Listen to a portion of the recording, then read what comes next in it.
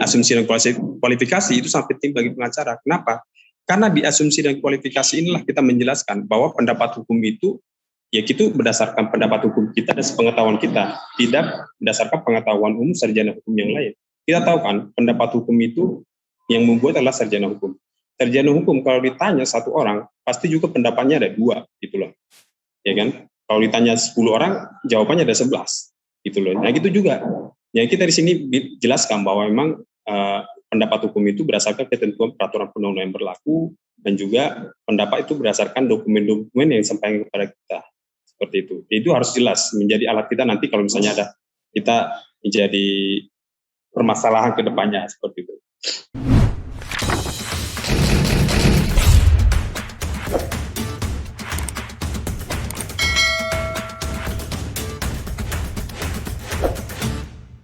Dari definisi ini kita bisa lihat bahwa memang saya ambil dari The Law Dictionary ya, yang menerjemahkan bahwa legal opinion itu adalah sebuah dokumen. Jadi dokumen tertulis yang disediakan oleh seorang pengacara kepada kliennya. Jadi dokumen ini harus dibuat sedemikian rupa agar dapat menyimpulkan satu fakta dan dapat menjelaskan mengenai fakta tersebut dari sisi hukum. Nah, ini terjemahan dari The Law Dictionary. Jadi ada beberapa pendapat yang lain, tapi saya patokannya adalah The Law Dictionary saja. Saya ambil salah satu contohnya ya. Setelah kita berangkat dari pengertian ya kan, atau dari definisi dari legal opinion, sekarang kita masuk kepada fungsi dari pendapat hukum sendiri.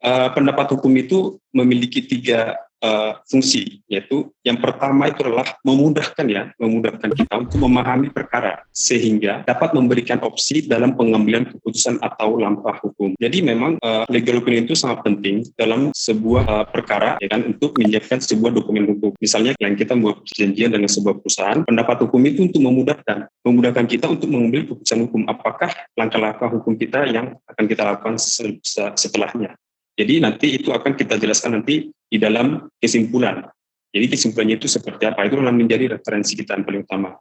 Nah, yang kedua adalah fungsi dari legal opinion itu adalah untuk menjadi referensi untuk corporate lawyer khususnya, karena rata-rata corporate lawyer itu adalah membuat kontrak-kontrak kerjasama. Jadi sebelum kliennya dia membuat kerjasama, pastinya corporate lawyer itu harus membuat sebuah pendapat hukum dulu. Apalagi perusahaan-perusahaan yang ingin menambahkan modal Indonesia, yang bekerja sama dengan perusahaan-perusahaan misalnya di PMDN ya, di dalam negeri gitu loh. Nah, dia harus membuat pendapat hukumnya, dari sisi hukumnya bagaimana. Apakah dia masuk ke kategori misalnya ya, KLBI-nya seperti apa, apakah dari sisi KLBI-nya masuk atau tidak, seperti itu. Dan dari sisi penerapan hukum Indonesia seperti apa, seperti itu. Nah, selain corporate lawyer, pendapat hukum juga sangat penting ya di litigation lawyer. Litigation lawyer itu sendiri yang maksudnya adalah pengacara-pengacara yang khusus di bidang litigasi, seperti pengacara untuk yang sering beracara di pengadilan maupun nanti yang sering menemani kliennya di kepolisian. Intinya itu adalah yang membawa ke proses peradilan di Indonesia. Nah, itu sangat penting. Apalagi misalnya kita untuk menyusun sebuah gugatan. Kita kalau ingin menyusun sebuah gugatan, kita pertama kali atau langkah pertama kali adalah kita harus membuat sebuah pendapat hukum. Pendapat hukum itu akan menjadi patokan kita untuk menyusun sebuah gugatan. Tapi memang dalam praktek sangat banyak sekali saya dalam praktek itu sangat banyak sekali teman-teman itu yang langsung membuat gugatan saja tanpa menyusun sebuah pendapat hukum dulu. Karena gugatan itu adalah sifatnya itu sangat subjektif karena kita akan membela. Tapi kalau kita dari legal opinion itu adalah sifatnya itu sangat-sangat objektif. Kita harus menilai bagaimana hukum itu dipraktekkan. Bukan soal siapa yang salah dan siapa yang benar, tapi soal apa yang benar, seperti itu. Jadi itu objektivitas yang penting di dalam legal opinion itu. Sehingga ketika kita menyusun sebuah gugatan misalnya, atau kita misalnya itu menangani sebuah perkara pidana, kita ingin melaporkan seseorang misalnya gitu kan, kita harus membuat pendapat hukum, apakah memang unsur-unsur pidananya itu masuk, seperti itu. Nah, di pendapat hukum itulah dari kita akan menyusun nanti fakta-faktanya bagaimana, dan juga penerapan hukumnya seperti apa, itu sangat menentukan sekali. Dan sangat menentukan sekali nanti kesuksesan dari penanganan litigasi itu sendiri.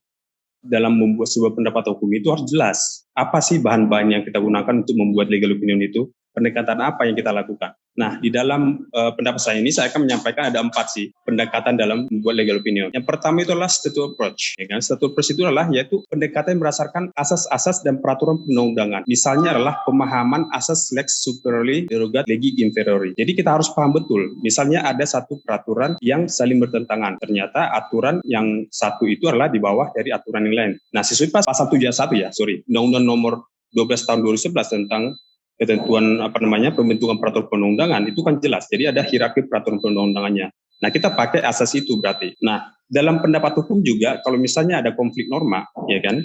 Misalnya ada permasalahan klien yang ada beberapa norma yang mengatur tentang permasalahan tersebut, kita harus jelas itu. Asasnya yang kita pakai yang mana.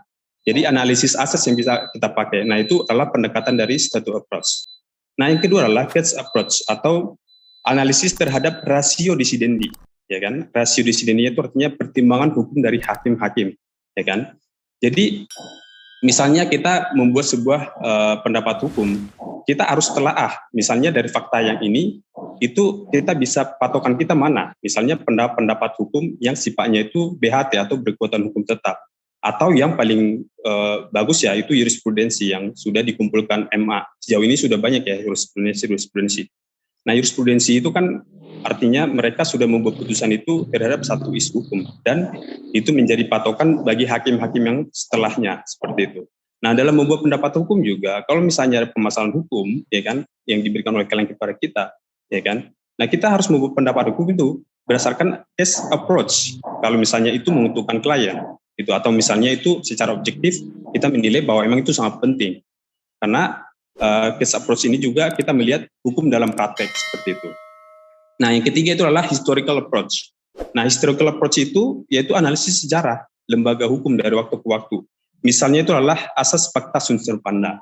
Nah, kita akan menilai sebuah atau membuat pendapat hukum itu dari sejarahnya seperti itu. Apakah memang dari zamannya Romawi, karena hukum itu kan berasal dari Belanda. Kalau kita lagi ke atas ke Prancis, tapi Prancis juga itu berasal dari Romawi gitu loh. Jadi fakta sunt servanda itu sebenarnya itu asalnya dari mana seperti itu. Konsep fakta sunt servanda itu berasal dari mana. Nah, kita bisa pelajari dari historikalnya sehingga ketika kita menyampaikan dalam legal opinion, kita menjadi kaya seperti itu. Kita bisa menyampaikan dari historikal juga. Nah, ini yang jarang dalam legal opinion ya. Biasanya itu dalam pendapat hukum itu antara yang dua ini saja, statutory approach sama case approach. Yang keenam itu adalah adanya asumsi dan kualifikasi. Biasanya memang di asumsi dan kualifikasi itu kita batas-batasi. Biasanya memang ini menjadi alat seorang pengacara gitu untuk istilahnya tidak bisu atau misalnya dia membuat pendapat hukum itu tidak nanti menjadi bahan dasar kliennya mengambil keputusan sehingga salah berdasarkan hukum sehingga klien menggugat kita gitu loh.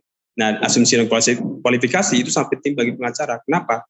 Karena di asumsi dan kualifikasi inilah kita menjelaskan bahwa pendapat hukum itu ya itu berdasarkan pendapat hukum kita dan sepengetahuan kita, tidak berdasarkan pengetahuan umum sarjana hukum yang lain. Kita tahu kan pendapat hukum itu yang membuat adalah sarjana hukum. Sarjana hukum kalau ditanya satu orang pasti juga pendapatnya ada 2 gitu loh.